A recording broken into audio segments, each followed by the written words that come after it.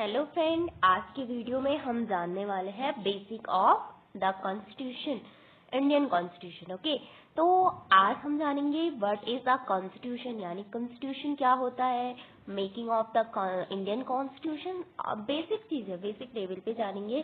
फिर है source of Indian constitution and salient feature of the Indian constitution and some important article. Okay, फिर है preamble of Indian constitution का क्या है, उसमें क्या आइडिया दिए गए हैं, ओनली इसके बारे में जानेंगे, ना कि इसके बारे में डिटेल से पढ़ेंगे। ओके, तो first is the short definition of Indian constitution. तो व्हाट इज कॉन्स्टिट्यूशन, तो कॉन्स्टिट्यूशन क्या होता है, तो constitution is a supreme law of country. Constitution is a supreme law of country, यानी सुप्रीम इज सबसे बड़ा लॉ है किसी भी देश का। तो like our constitution is a supreme law of our country, like हमारे जो संविधान है उससे ऊपर ना तो आपकी पार्लियामेंट है, ना प्राइम मिनिस्टर है, ना ही काउंसिल ऑफ मिनिस्टर है, ना ही आपका प्रेसिडेंट है। तो कॉन्स्टिट्यूशन आपका सबसे सुप्रीम लॉ है हमारे देश का। तो कौन है, इंडियन कॉन्स्टिट्यूशन। ओके, फिर है कॉन्स्टिट्यूशन क्या डिफाइन करता है, क्यों कॉन्स्टिट्यूशन बनाया जाता है, क्यों हम कॉन्स्टिट्यूशन का फॉर्मेशन करते हैं। तो कॉन्स्टिट्यूशन किसी भी देश का डिफाइन करता है कि how the government will work, यानी जो गवर्नमेंट होती है कैसे वर्क करती, how the government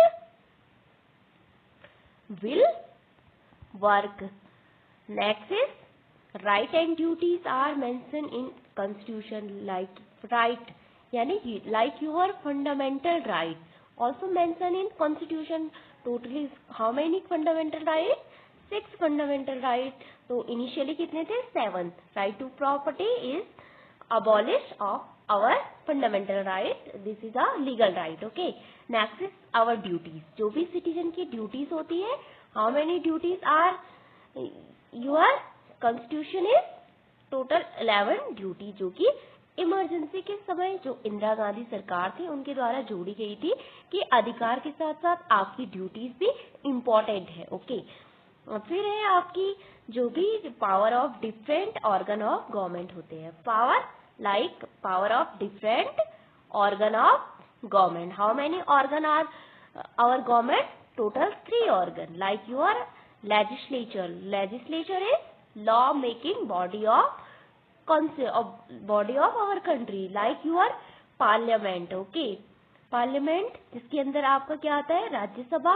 and Lok Sabha और प्रेसिडेंट। ओके, फिर आता है आपकी executive, executive like your prime minister और उनकी काउंसिल ऑफ मिनिस्टर, जो कि पार्लियामेंट के द्वारा यानी लोकसभा राज्यसभा के द्वारा पहले बिल पेश किया जाता है, बिल लाया जाता है, फिर उस बिल पे प्रेसिडेंट साइन करते हैं तो वो एक्ट बन जाता है, और उस एक्ट को कौन इंट्रोड्यूस कराता है देश से, तो वो है आपके एग्जीक्यूटिव, जिसमें आपके पीएम होते हैं यानी prime minister plus council of minister, यानी उनकी काउंसिल ऑफ मिनिस्टर आपकी एग्जीक्यूटिव यानी इम्प्लीमेंटेशन करती है लॉ को, जो कि किसके द्वारा बनाई जाए, made by the legislature. Okay, next is your judiciary, judiciary is the interpreting body of law, यानी जुडिशरी का वर्क होता है जो भी आपकी सुप्रीम कोर्ट है, ये supreme court is the apex court of our countries and high court is the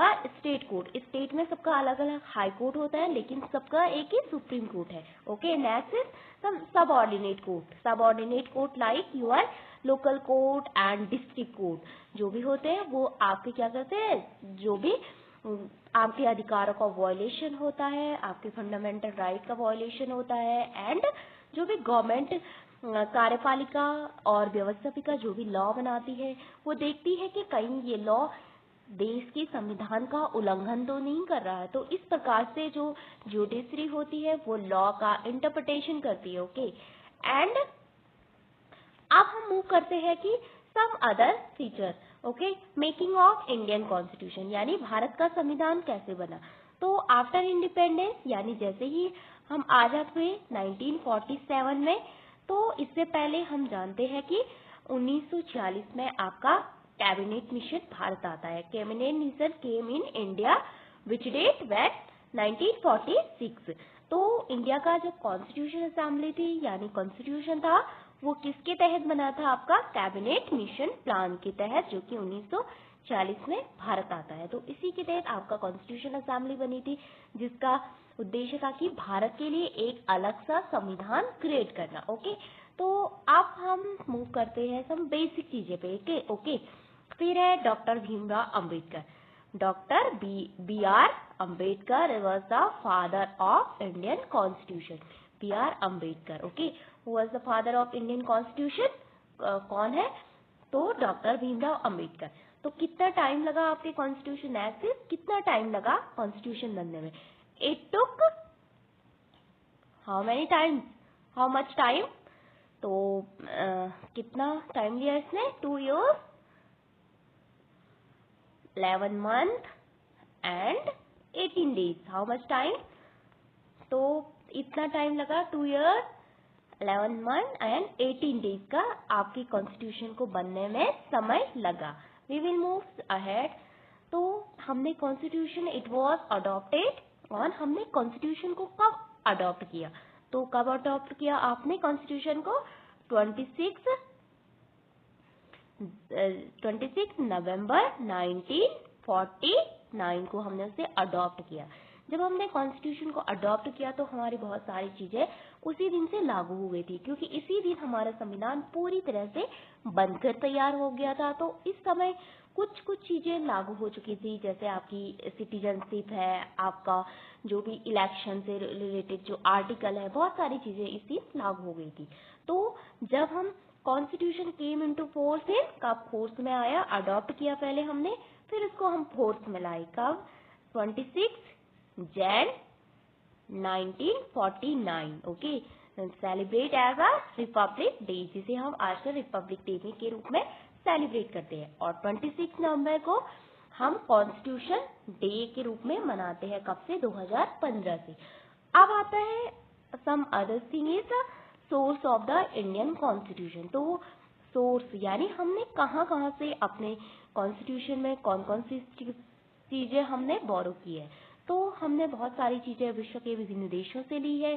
so many countries से हमने बहुत सारे प्रोविजन उठाए हैं, लाइक यूर ब्रिटेन। तो सबसे पहले जानते हैं कि ब्रिटेन के बारे में। तो जो ब्रिटेन यानी आपका यूके है, तो वहां पे से हमने क्या लिया आपका, यानी पार्लियामेंट्री सिस्टम।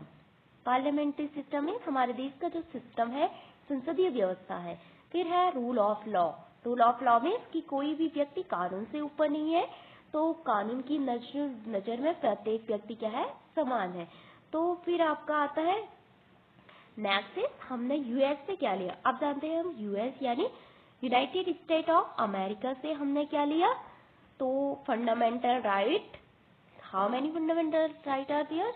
टोटल 6। पहले कितने थे? 7 थे, जो कि राइट टू प्रॉपर्टी से कॉन्स्टिट्यूशन के फंडामेंटल राइट से हटाया गया था, जो कि अब एक लीगल राइट है। ओके, नेक्स्ट है जुडिशियल रिव्यू। जुडिशियल रिव्यू की जुडिशरी यहाँ पे ये ऑब्जर्व करती है, और जुडिशरी ये देखती है कि कौन सा लॉ आपके संविधान का वॉयलेशन तो नहीं कर रहा है, तो उस लॉ को अनकॉन्स्टिट्यूशनल घोषित करती है आपके जुडिशियल रिव्यू। रिव्यू में उसका फिर से व्यू लेना। ओके, नेक्स्ट है आयरलैंड के संविधान से। Ireland is a country like Britain की लोअर मतलब लोअर साइड से बिलोंग करती है। ओके, तो यहाँ पे से हमने डीपीएसपी जो कि हमारी गवर्नमेंट के लिए गाइडेंस है, जिसके आधार पे किसी भी देश की पॉलिसीज बनती है, एजुकेशन को लेके, हेल्थ को लेके and some other areas. Okay, तो डीपीएसपी हमने ली आयरलैंड के कॉन्स्टिट्यूशन से। And we will move ahead some Canada जो कि अमेरिका के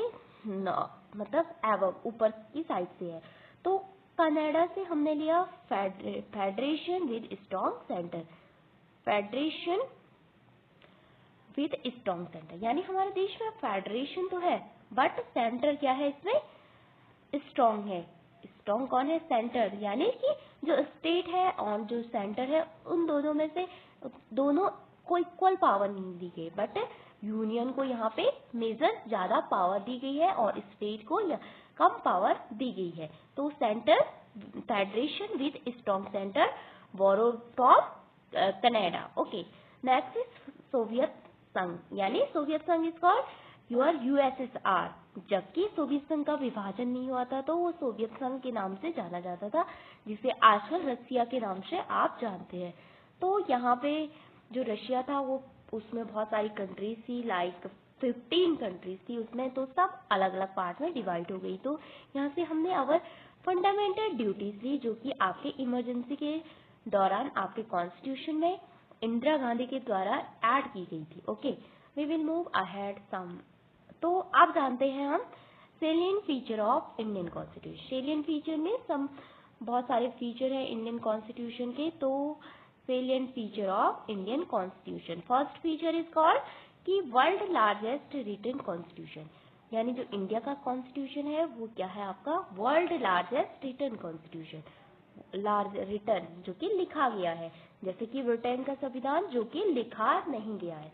तो लिखा कैसे गया है, आपके 395 total article are there and 12 part are 12 schedule are here and some 22 part are there, जो कि वर्तमान समय में 465 आपके टोटल आर्टिकल है एंड पार्ट तो सेम है, ये शेड्यूल सेम है, लेकिन पार्ट भी बढ़ गए हैं। 25 पार्ट आपके संविधान में वर्तमान समय में हो गई है, बहुत सारे अमेंडमेंट